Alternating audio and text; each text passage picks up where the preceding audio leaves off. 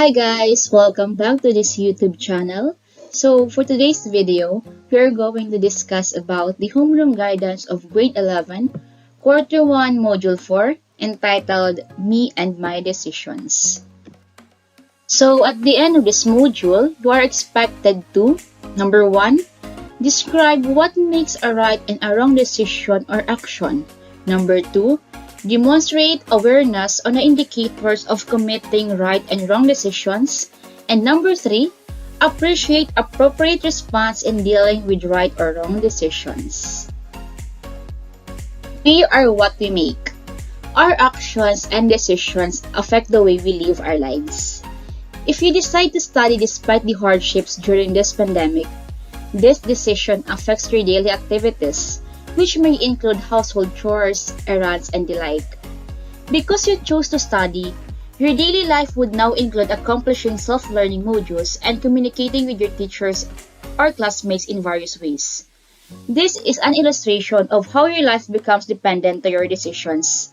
May this module help to appreciate how you can improve your way of living through your own decisions. Let's try this first activity entitled Myself Deciding Right and Wrong. How do you describe yourself when you have committed a right decision? How about if you have committed a wrong decision? Get a short bond paper, pencil, and coloring, and divide the bond paper into two and draw yourself when you have committed a right and wrong decision. In the first column, this is me when I have committed a right decision, and in the second column, this is me when I have committed a wrong decision. After the first activity, you are going to answer the following processing questions on a clean paper and make sure to write your name, title of the activity, and compile it in your portfolio. So here are the processing questions. Number 1, how do you compare the two images of yourself? Number 2, did you have the same decision-making process for both situations? And explain an example for each. And number 3, if you are to assess whatever decision you made in the past 2 months, where do you categorize them and why?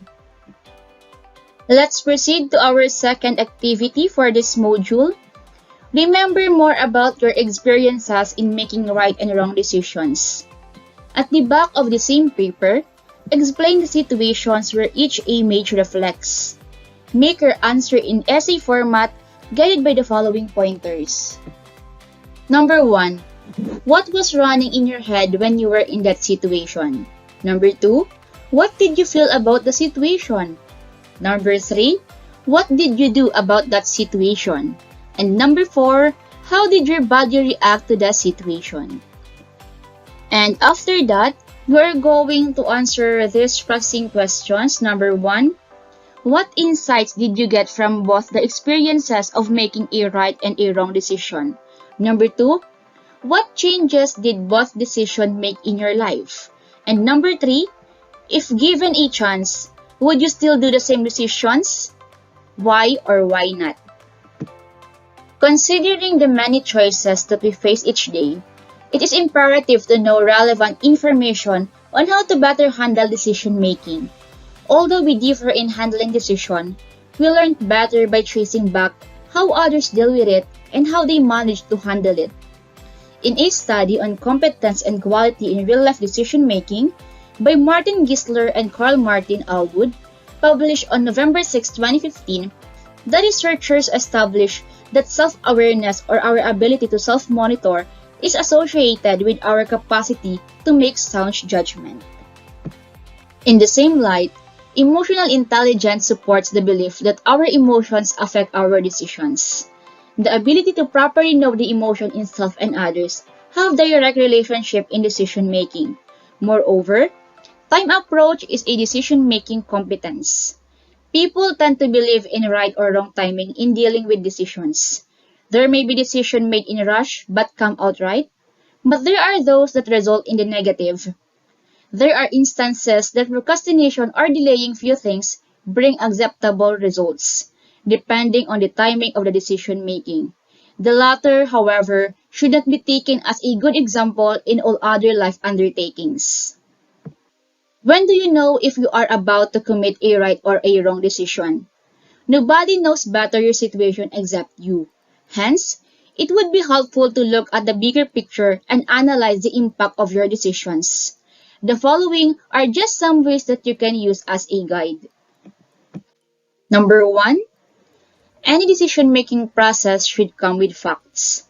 We don't decide based on impulse or gut feel, especially if the decision would mean a complete turnaround of your life. For example, your college course or curriculum exit. Have those helpful facts guide you on your next move. Number 2, weigh the pros and cons. In school, you are being trained to be responsible and accountable to all your actions. You cannot blame anybody for your decision except for some setup. The moment you said yes to indulge yourself with vices, you are embracing its consequences as well. The same way when you resolve to yourself to finish studies and have a stable career in the future, you are up to face the challenges that come with it. Number 3, consult people if you must. Nobody has the monopoly of knowledge. There are times that even experts must seek the help of their family, friends, and colleagues. In your context, you can ask people from your trusted adults like guidance counselor, teacher, or parents. However, keep in mind that your experiences are different from the experiences of the people around you. So be particular in terms of what is doable and what is not in your setup. Number 4, own whatever decisions you make. At the end of the day, you are responsible on how you define your life. At this point, you cannot delegate the important decisions for your life to others and blame them if they are wrong. Blaming is never a solution to correct any wrong actions. Take charge of your choices and be prepared for whatever it costs. However, be mindful of the limitations of your actions as there are areas where you still need to depend on some people like your parents or guardians. And last but not the least, remember that you are a work in progress. Would you know anybody who did not commit any mistake in the past? All of us, even your parents, teachers, guidance counselor, or classmates make mistakes at times, but it should not stop us from becoming the better version of ourselves. Despite considering the facts and weighing the pros and cons, there are times that we still fail to make the right decisions, and it's totally okay. We can use our insights and learnings from our mistakes, and that's how we make sense out of the past experiences. It should improve our perspective and make us more mature.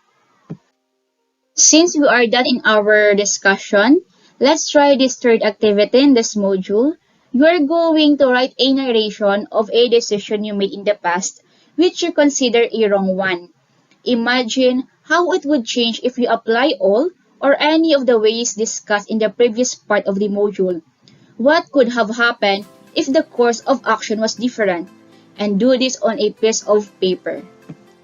Let's try this another activity. So this activity will test you on the lessons you've learned in our discussion. So write your answer on a sheet of paper. And this is the question. How will you improve your decision making? Write at least 5 things that you certainly can apply in yourself. And now, it's time to share your thoughts and feelings. So you are going to complete the phrases below and do this on a clean sheet of paper.